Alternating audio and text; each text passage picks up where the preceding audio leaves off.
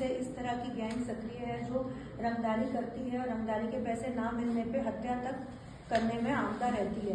तो सीपी साहब और उच्च अधिकारियों के बड़े स्पष्ट निर्देश रहते हैं, हमारे पूरे भरसक प्रयास रहते हैं कि हम अपनी इंटेलिजेंस गैदरिंग करके इस तरह की गैंग्स को पकड़ें। तो इसमें मैं कहना चाहूंगी कि सीएसटी के कांस्टेबल द्वारा कुछ इनपुट था कि इस तरह का एक व्यक्ति है जो लॉरेंस गैंग और रोहित गोदारा गैंग से जुड़ा हुआ है, जो यहाँ पे लोगों को चिन्हित करता है, व्यापारियों को, और आगे उनकी हथियार सप्लाई से लेके व्यापारियों को चिन्हित करने से लेके उनके नंबर प्रोवाइड कराता है, जिस पर फिर धमकी भरी कॉल्स आती हैं और फिर आगे कार्रवाई होती है। तो इस तरह से हमने एक लड़का चिन्हित हुआ और उससे कड़ी जुड़ती गई। ये 2-3 लड़के मिलकर एमपी गए थे जून के महीने में, जहाँ से ये कुछ हथियार लेकर आए थे। उन हथियारों को इन्होंने आगे जयपुर में कुछ लोग अनजान लोगों को डिलीवरी दी और डिलीवरी देने के बाद ये वेट कर रहे थे कि कब शूटर्स आएंगे और कौन, जो भी व्यापारी इन्होंने चिन्हित करके नाम बताए हैं, तो जब वहां से इनको कोई सिग्नल मिलेगा तो उस व्यापारी के खिलाफ ये कार्रवाई करेंगे।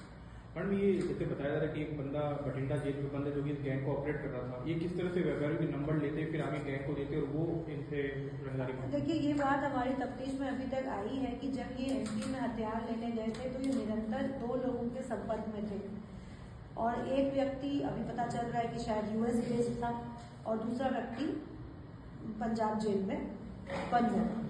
तो ये आजकल ये व्हाट्सएप मैसेंजर्स और सिग्नल इसका प्रयोग करते हैं। तो इनकी पूछताछ में ये बात आई हुई है कि लगातार ये वहीं से पैसे आ रहे थे, फोन पे में इनके पास, उन्होंने इंडिया में कुछ लोग रखे हुए हैं, इनसे डायरेक्ट संपर्क में नहीं थे, लेकिन जैसे ही उनको मैसेज करते थे कि हमारे पास पैसे खत्म हो गए हैं या अब हम यहाँ पहुँच रहे हैं, तुरंत इनके अकाउंट में पैसे भी आ जाते थे।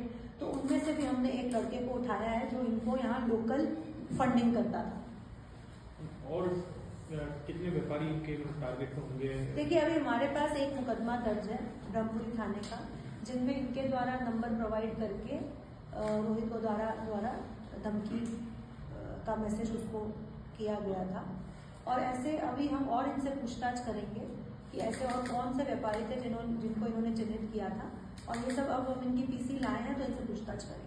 क्रिमिनल रिकॉर्ड कोई मिला मैम इन लड़कों का, जो लड़के आपने अरेस्ट किए हैं जिनको उठाया इनका, और क्रिमिनल रिकॉर्ड जयपुर से और कहीं और स्टेट में? एक जन का पूर्व में क्रिमिनल रिकॉर्ड है, वो अभी हम और पता लगा रहे हैं। एक का इसमें से क्रिमिनल रिकॉर्ड है जो अभी हम एक दीपक नाम के लड़के को उठाकर लाए हैं, उसका और विस्तृत में जांच करना बाकी है। मैम, ये जहाँ से हथियार लेकर के आए उस बारे में कोई इनपुट मिला है? कहाँ से हथियार लाए थे? ये एमपी से कहीं से हथियार लेकर आए हैं, बट ये मैं जैसे आपसे यही कह रही हूँ कि ये हथियार लेने से लेके ये बस एक कुरियर थे, ना इनका हथियार जहाँ से लाए हैं उनसे संपर्क में थे, ना ये हथियार जहाँ बेच रहे हैं उनसे संपर्क में थे। ये एक तरह से इनको फोन आते थे और इनको फोन के हिसाब से भाई यहाँ पहुंच जाओ, यहाँ पे एक मान लो 3 पत्थर रखे हुए हैं, इसके नीचे हथियार मिल जाएंगे, या इधर आ जाओ, इस ब्रिज से एक लाल कलर की पगड़ी पहन के एक आदमी आएगा, उसको हथियार दे दो।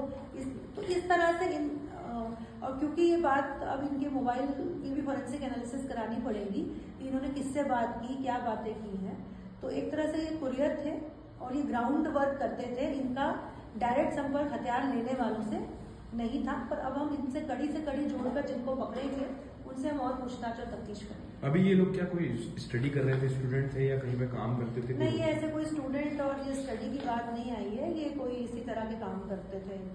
एक चीज आई सोशल मीडिया के माध्यम से ब्रेन वॉश करके नौजवानों को और लॉरेंस गैंग के साथ जोड़ने का, जैसे कि जो हमने पहला व्यक्ति जिसको सीएसटी द्वारा पकड़ा गया, उससे जब हमने पूछताछ की और उससे पूछा कि किस तरह से आप इस गैंग से जुड़े, तो बस उनका यही है कि क्योंकि ये बेरोजगार हैं, इनको बस फेमस होना है, या इनको लगता है इस गैंग से हम जुड़ जाएंगे तो हमें ज्यादा पैसे मिलेंगे और हम भी फेमस हो जाएंगे। तो इस तरह से ये इस गैंग से जुड़ जाते हैं। तो ये क्या करेंगे कि अगर इस तरह की कोई पोस्ट चली तो उसको लाइक कर दिया, उनको फॉलो कर लिया। तो नौजवानों को भी ये समझना चाहिए कि ये लोग इसी तरह के लड़कों को ढूंढते रहते हैं कि कौन वहां जाए और इनका ग्राउंड वर्क करे, क्योंकि वो तो बाहर विदेशों में बैठे हुए हैं, उनको पुलिस तब तक पकड़ेगी, लेकिन वो इन लोगों को यूज कर रहे हैं और अपने काम करवा रहे हैं, और ये लोग फंसते जा रहे हैं। नौजवानों के लिए कुछ कोई मैसेज देना चाहिए जो इस तरह से चकाचौंध या बदमाशों को देख के अपराध की दुनिया में प्रवेश कर जाते हैं? नहीं, यही मैसेज देना चाहेंगे कि दुनिया में कोई लॉन्ग टर्म गेम नहीं है और पुलिस और कानून के हाथ लंबे हैं और इस तरह के जितने भी बदमाश हैं पुलिस उन गिरोह के पीछे लगी हुई है। और जयपुर पुलिस ही नहीं, हम सारे लोग इसमें लगे हुए हैं कि हम जैसे जैसे हमें ये लड़के चिन्हित कर रहे हैं, सोशल मीडिया पे अगर कोई हथियार के साथ फोटो लगा रहा है या हथियार के साथ लगी हुई किसी गैंगस्टर की वीडियो या रील को लाइक कर रहा है तो उसके खिलाफ भी कानूनी कार्रवाई की जाएगी। मैडम